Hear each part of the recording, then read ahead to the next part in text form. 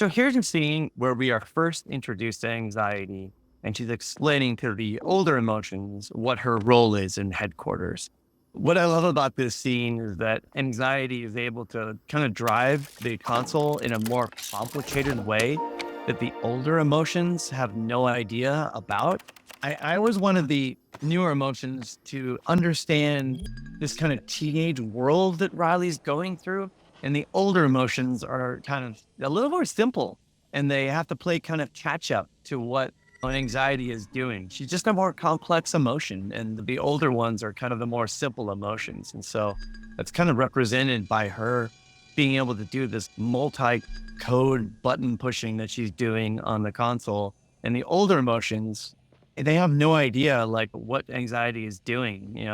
They're used to just pushing a button, but she's pushing like two or three at the same time and going through worst case scenarios. I love this little bit right here. We added this, the animator added this where Joy doesn't even know how to actually close the projection properly. So she's kind of jamming it down into the console. We always wanted to lean into how fear is the feeling you get of a known threat, and anxiety is the fear of a perceived threat. It's kind of like, what could happen tomorrow? What's around the corner? That's what anxiety is there for. It's all to protect Riley, but it's all about kind of the potential threats that are all around Riley.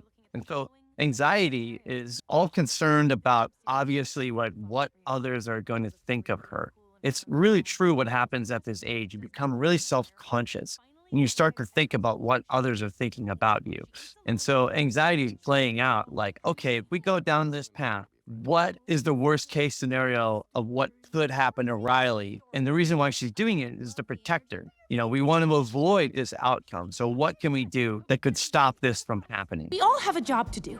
You make Riley happy. Sadness makes her sad. Fear protects her from the scary stuff she can see. And my job is to protect her from the scary stuff she can't see. I plan for the future. Oh, I can show you. You're gonna love this.